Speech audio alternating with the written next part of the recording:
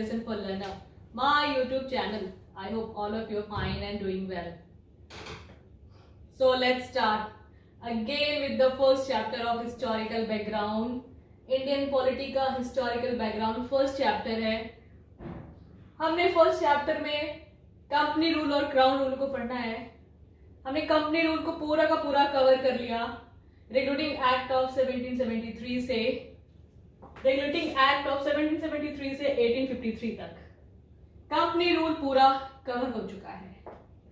अब हमें पढ़ना है आज से क्राउन का rule, that is start from 1857 to 1947. हमें अब क्राउन का रूल पढ़ना है. लास्ट वीडियो में हमने एंड किया था charter act, government of India act of 1853 तक, उसको हमने एंड कर दिया था. Now here we are going to start with the crown rule, that is from 1858. अब क्राउन रूल को पढ़ने से पहले ये तो जान ले कि 1853 से 1858 के बीच में हुआ क्या. ऐसा क्या हुआ कि कंपनी रूल को खत्म करना पड़ा और क्राउन को अपना रूल लाना पड़ा. तो इसी कड़ी में समझते हुए हम लोग सबसे पहले थोड़ा बैक में चले जाते हैं, थोड़ा हिस्ट्री का पोर्शन टच कर लेते हैं. हिस्ट्री का पोर्शन यहाँ पे टच करेंगे और यहाँ पे ऐड करेंगे the Indian rebellion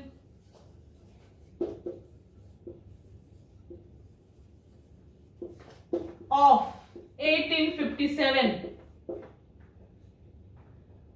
Indian Rebellion of 1857 और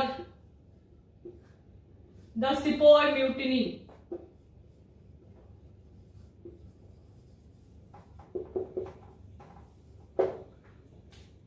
भारत का सैनिक विद्रोह 1857 और सिपोय म्यूटिनी सैनिक विद्रोह, इनको कारण माना जाता है भारत में क्राउन के रूल के शुरुआत की. क्या ऐसा हुआ था 1857 में कि भारत में क्राउन को अपना रूल लाना पड़ा.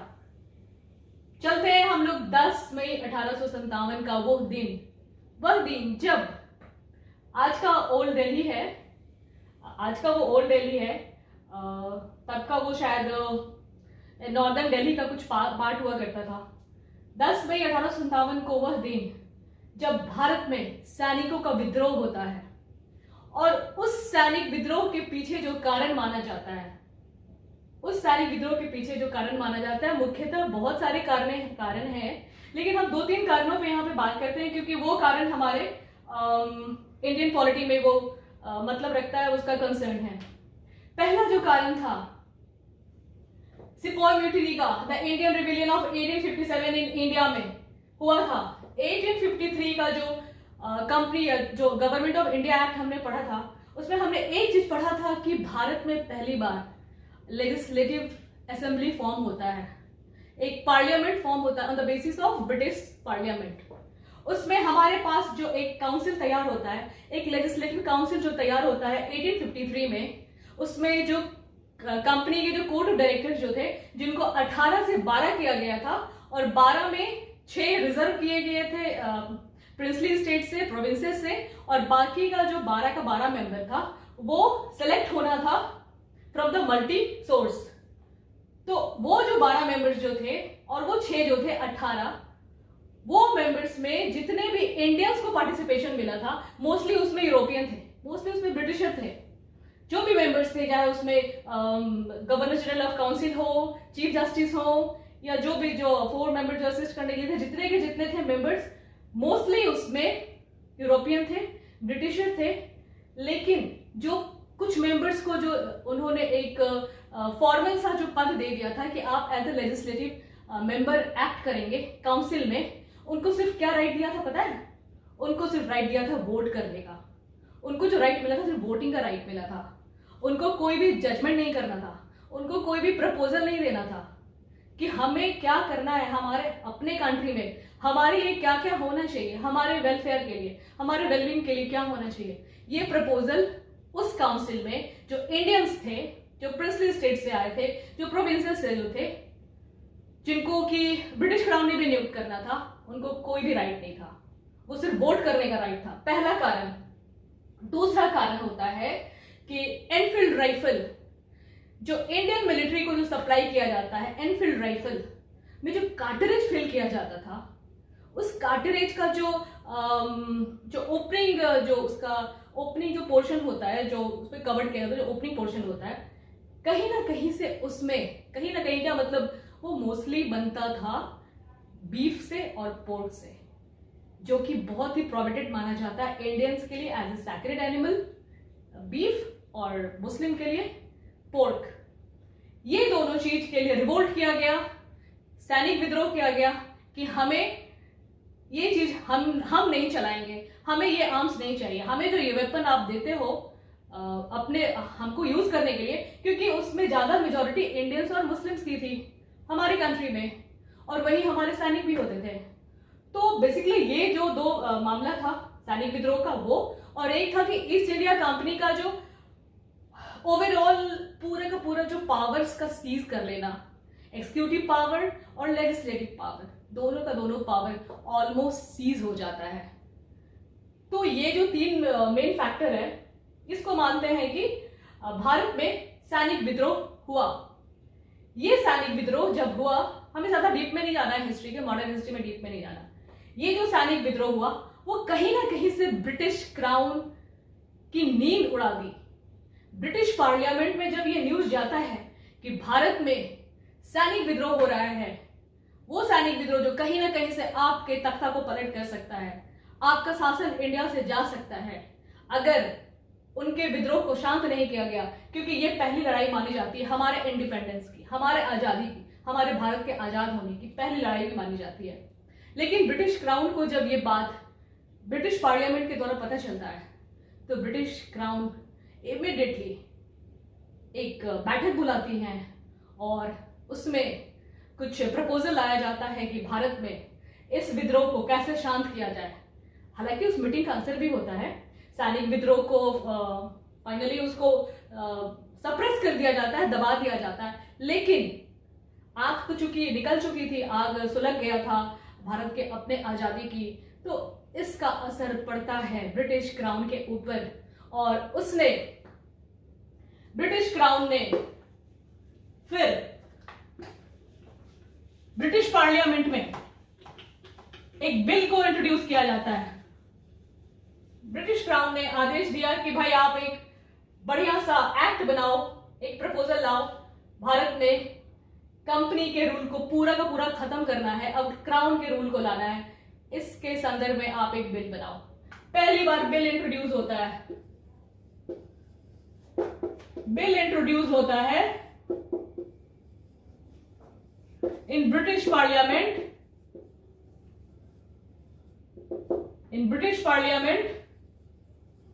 पहली बार जो बिल इंट्रोड्यूस होता है ब्रिटिश पार्लियामेंट में, तब के प्राइम मिनिस्टर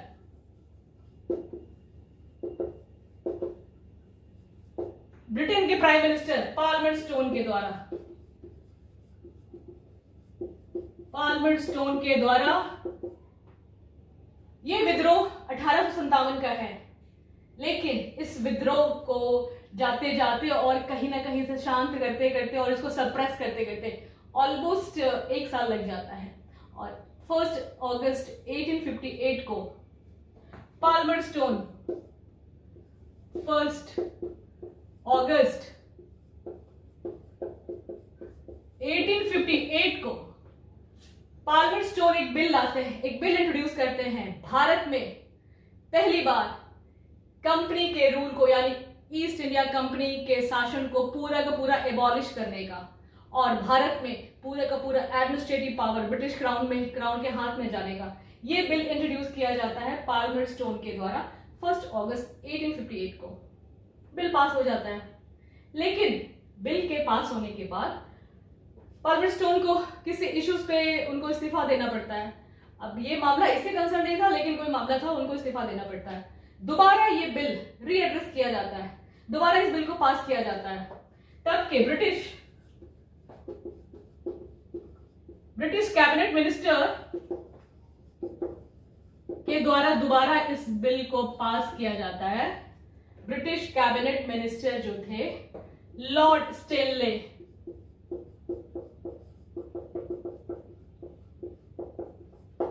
के द्वारा इस बिल को दोबारा पास किया जाता है। लॉर्ड स्टेनले के द्वारा इस बिल को दोबारा पास किया जाता है। पार्लियामेंट स्टोन ने ये जो बिल पार्लियामेंट स्टोन के द्वारा लाया गया था कि ईस्ट इंडिया कंपनी को एबॉलिश करना है और ब्रिटिश का क्राउन इंडिया में जाना है, ये बिल पार्लियामेंट स्टोन के द्वारा लाया गया था, लेकिन दोबारा इसको पास किया गया था लॉर्ड स्टेनले ने। सॉरी, यहाँ पे एक मिस्टेक हो गया है।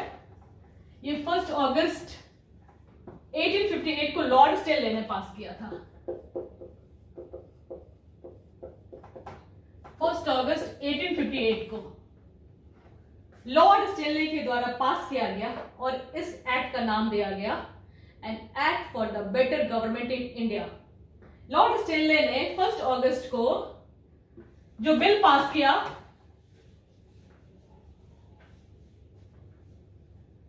लॉर्ड स्टेनले ने 1 अगस्त 1858 को जो बिल पास किया उसका नाम था an act for good government और बेटर गवर्नमेंट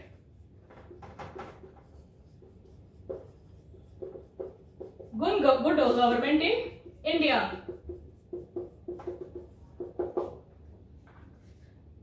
इस एक्ट का नाम दिया गया an act for good government in India, जो कि पास कर दिया गया है लॉर्ड स्टेनले के द्वारा।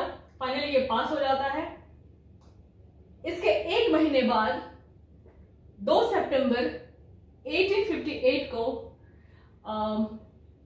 कंपनी का जो कोर्ट ऑफ डायरेक्टर्स था वो एक सोलमिनली एक असेंबली को कॉल करता है, एक असेंबली हेल्ड करते हैं, जिसमें कोर्ट ऑफ डायरेक्टर्स जो हैं कंपनी के जितने भी सर्वेंट्स हैं उनको एड्रेस करते हैं, उनको ये बोलते हैं कि अब ये जो पावर है, ये सॉवरन जो पावर है, ये जो पूरी की पूरी शक्ति, ये जो संप्रभुता है, हम ऑफर कर रहे हैं ब्रिटिश क्राउन को। ब्रिटिश क्राउन को ऑफर कर रहे हैं विद दिस वर्ड, एक वर्ड के द्वारा। वो वर्ड क्या था कि let her majesty appreciate the bill. Let her majesty appreciate the bill. इस वर्ड के द्वारा कंपनी के कोर्ट ऑफ डायरेक्टर्स जो थे वो कंपनी के सर्वेंट्स को बोलते हैं कि हम ये पूरा का पूरा सॉवरेन अब ब्रिटिश क्राउन को ऑफर कर रहे हैं with these word, let her majesty appreciate the bill, let her majesty appreciate the gift. ये ऐसा बोलकर उन्होंने उसको एड्रेस किया।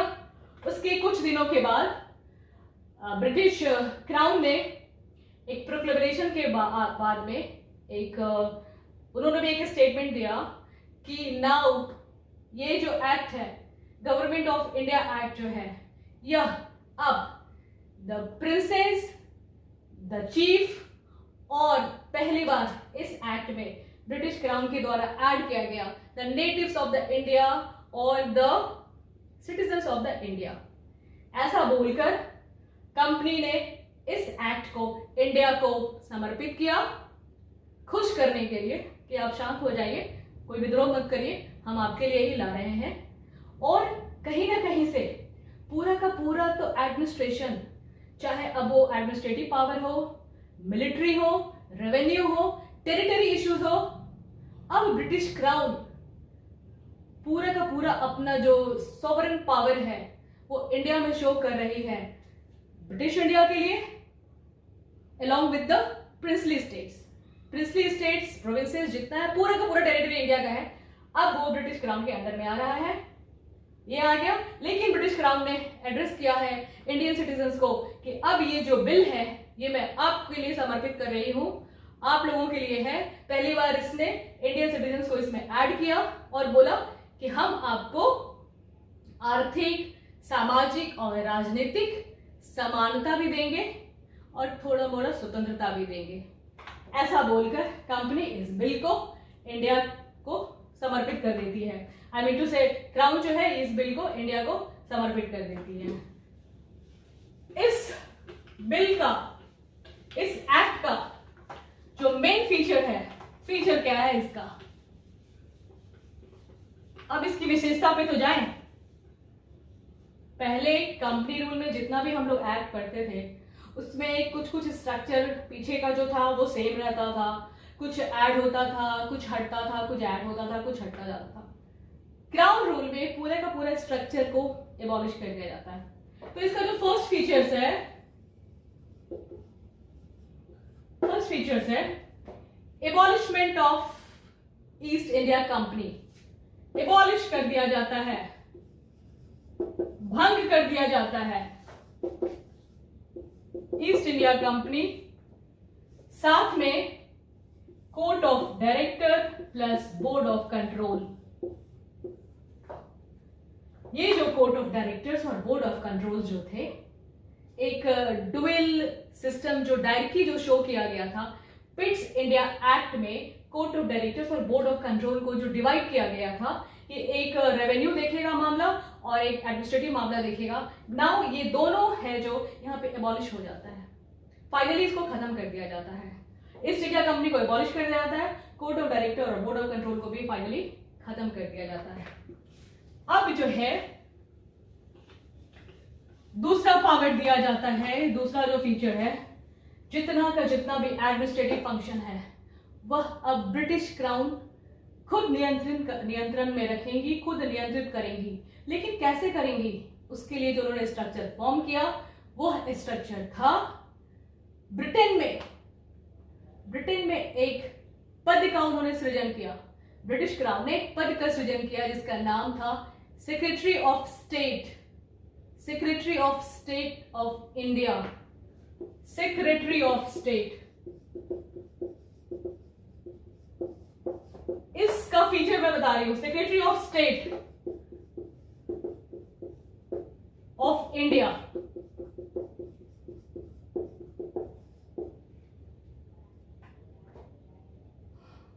ये जो है secretary of state of India,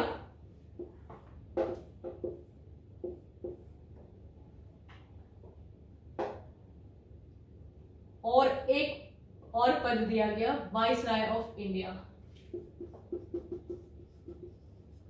viceroy of India. Viceroy of India जो थे लॉर्ड कैनिंग थे,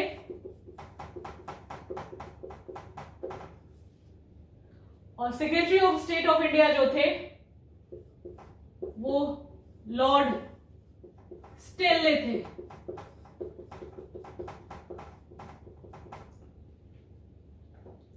अब आप देख लीजिए, secretary of state of India एक पद का सृजन किया जाता है और वाइसराय ऑफ इंडिया एक पद का सृजन किया जाता है। Secretary of state Lord Stanley को बनाया जाता है, जो तब के ब्रिटिश कैबिनेट के एक मंत्री थे जिन्होंने उस बिल को फाइनली सेकेंड राउंड में पास किया था। इनको सेक्रेटरी ऑफ स्टेट का पद दिया जाता है जो कि ब्रिटेन में ही होगा।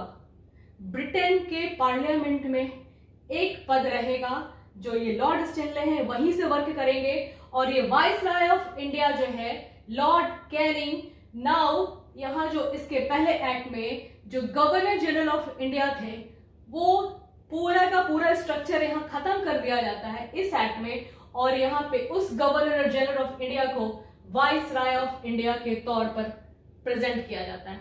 क्योंकि क्राउन रूल से पहले कंपनी रूल में जितना भी सिस्टम था, जितना भी स्ट्रक्चर फॉर्म होता था, वह कोर्ट ऑफ डायरेक्टर्स के कंसर्न से होता था। वो नॉमिनेट करते थे governor general of India, the governor general, जो भी फॉर्म होता था उनके कंसर्न से होता था।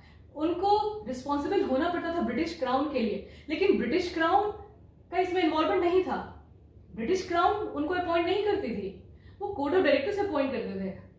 यहाँ पे तो पूरा का पूरा स्ट्रक्चर ही खत्म कर दिया जाता है, पूरा का पूरा फॉर्म को चेंज कर दिया है। तो अब उसको खत्म करते हुए वाइसराय ऑफ इंडिया का पद आता है लॉर्ड कैनिंग, और secretary of state of India का पद आता है लॉर्ड स्टेनले। ये ब्रिटेन में वर्क करेंगे और ये इंडिया में वर्क करेंगे। पूरा का पूरा administrative power viceroy of India के पास होता है, पूरा का पूरा administrative power viceroy of India के पास होता है। एक सिंपल से स्ट्रक्चर समझते हैं आज के डेट में। इंडिया में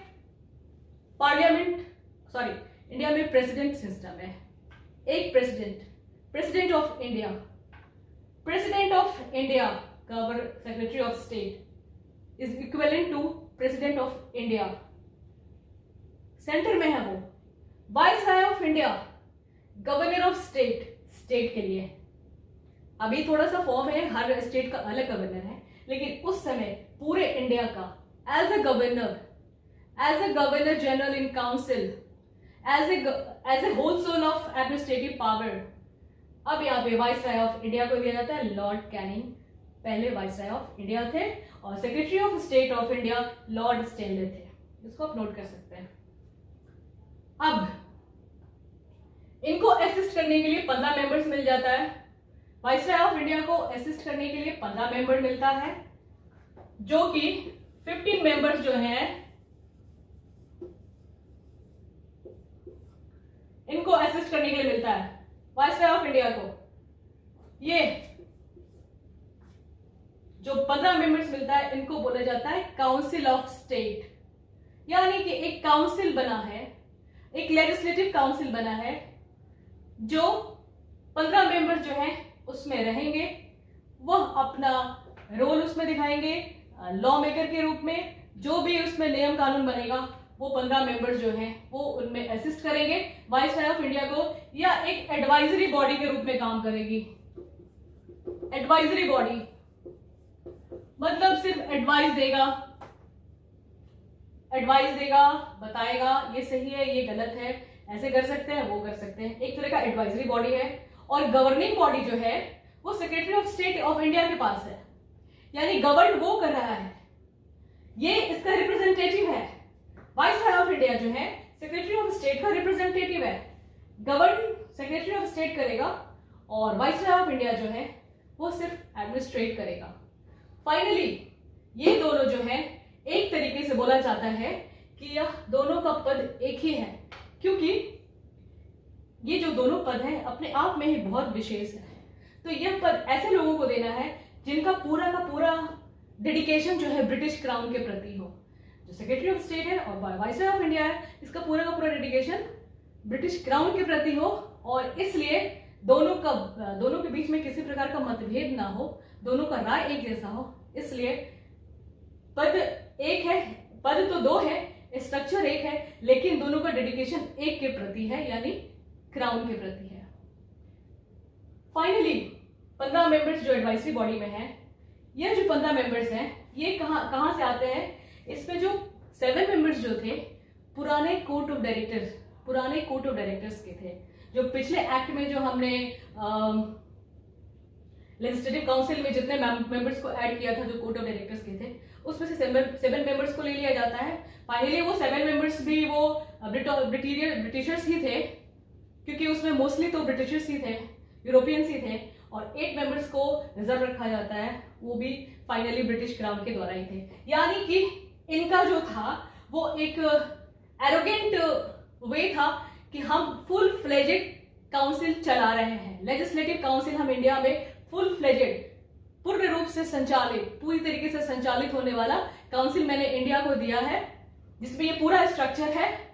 लेकिन इंडियंस को इसमें वो फिर से वो राइट नहीं मिलता है कि आप एज ए गवर्निंग बॉडी भी एक्ट करेंगे, पर ये डेडिकेट किया जाता है ये एक्ट इंडियंस के लिए।